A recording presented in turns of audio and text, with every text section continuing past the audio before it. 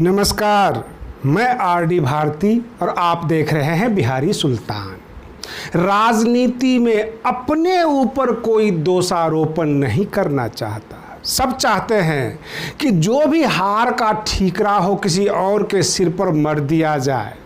और इसी क्रम में कांग्रेस के पूर्व राष्ट्रीय अध्यक्ष राहुल गांधी जी ने कुछ हमला बोला बहन मायावती जी के ऊपर, बसपा के ऊपर, और बसपा ने यानी बहन मायावती जी ने भी इसका बकौल पूरा जवाब दिया है। रही बात ये, उत्तर प्रदेश विधानसभा चुनाव हुआ और करीब करीब सभी विपक्षी दल को करारी हार का सामना करना पड़ा। यह बात नहीं है कि केवल बसपा ही चुनाव हारी है। वह कौन सा दल है जो बिल्कुल नेक टू नेक फाइट दिया हो? समाजवादी पार्टी भी 125 पे आके सिमट गई, जबकि 203 का टारगेट था, 204 का टारगेट था। तब जाके सत्ता में आते, कम से कम 250 तो भी लेकर आते, लेकिन ऐसा नहीं हुआ। लेकिन जो भी नेता हैं ले देकर बसपा को कटघरे में ले लेते हैं, बिल्कुल शिक्षा और सलाह देना शुरू कर देते हैं। और इसी क्रम में जो पूर्व राष्ट्रीय अध्यक्ष राहुल गांधी जी जो कांग्रेस के हैं या निवर्तमान राष्ट्रीय अध्यक्ष कह सकते हैं, उन्होंने जो है बसपा को नसीहतें डाली और बहन मायावती जी ने इसके जवाब में आकर जो बताया है, बड़ी सिलसिलेवार तरीके से उन्होंने एक एक बिंदुओं को जो है रेखांकित किया है, बताया है कि बहुजन समाज जो है किस त्रासदी से दौर से गुजर रही है। सबसे पहले उन्होंने आज ज्योतिबा फूले का जयंती है, सबको शुभकामनाएं दी, हार्दिक शुभकामनाएं दी पूरे समाज को, और कहा कि हमारे समाज को शिक्षा की ज़रूरत है, जागरूकता की ज़रूरत है, एकजुटता की ज़रूरत है। और ऐसे में केवल बसपा को टारगेट करना कहीं न कहीं से जो है ऐसी मानसिकता को उजागर करता है जिसमें जातिवाद की बू आती है। बहन मायावती जी ने तमाम मीडिया कर्मी को और लोगों को याद दिलाया कि 2017 में जब विधानसभा चुनाव हुआ था और उस वक्त राहुल गांधी जी और अखिलेश यादव जी साथ साथ थे, गठबंधन में थे, चुनाव लड़ रहे थे, तो उस वक्त इन्होंने कमाल क्यों नहीं दिखाया? आज इनको बसपा जो है नज़र आ रही है और ये हमें मुख्यमंत्री बनाने की जो बात कर रहे हैं, ये सलाह देने वाले होते कौन हैं? और इन्होंने गठबंधन करके क्या कौन सा बड़ा मुकाम हासिल कर लिया?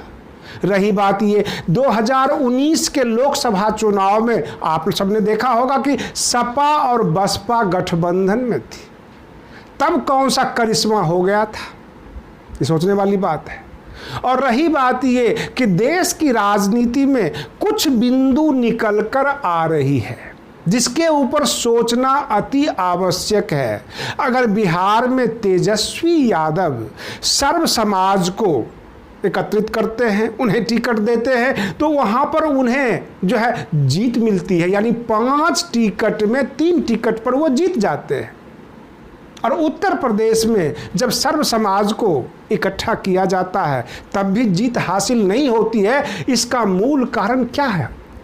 कहीं ऐसा तो नहीं कि बहुजन समाज का जो है दलित वोट, अल्पसंख्यक वोट, ओबीसी वोट खिसक कर कहीं और गया है और किसी लोभ लालच में फंस गया है?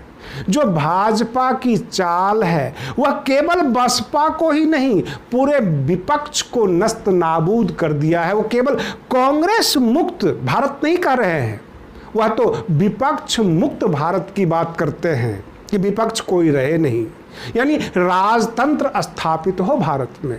ऐसा भाजपा का प्लान है। बहन मायावती जी ने यह भी क्लियर कर दिया कि हमने सुप्रीम कोर्ट में जाकर फाइट किया, सीबीआई, ईडी के खिलाफ जो भी मुकदमे थे वहां जाकर हमने फाइट किया और कानून की लड़ाई में हम जीतते रहे हैं, ना कि किसी केंद्र के सहयोग से। और यह जो आरोप है कि हम डर से भाजपा के खिलाफ नहीं बोलते, ये सरासर गलत है। बहन मायावती जी ने साफ किया कि बसपा एकजुट हो रही है, जो हमारे समाज के लोग हैं, SC, ST, OBC, माइनॉरिटीज़, हम सबको जोड़ रहे हैं। और जोड़ते हुए पार्टी को बड़ी मजबूती से हम आगे बढ़ाएंगे और फिर से वही मुकाम हासिल करेंगे। कांग्रेस हो, सपा हो अथवा अन्य कोई भी दल हो, हमारे बारे में सोचने की कोई ज़रूरत नहीं है। और रही बात ये, वो अपने कांग्रेस को ही आगे बढ़ा ले, सत्ता प्राप्त कर ले, विपक्ष में हो अथवा सत्ता में हो। कांग्रेस की हमेशा दोहरी मानसिकता रही है, जातिवाद ये करते रहे हैं और ये शोषित एवं वंचित समाज को बिल्कुल देखना नहीं चाहते, पसंद नहीं करते। इसी वजह से इस तरह से बराबर ये हमले किया करते हैं। और पूर्णतः बहन मायावती जी ने साफ कर दिया कि कांग्रेस की मानसिकता क्या है और बसपा क्या करने जा रही है। आप बने रहिए बिहारी सुल्तान चैनल पर। हम फिर मिलते हैं अगले वीडियो में, तब तक के लिए धन्यवाद।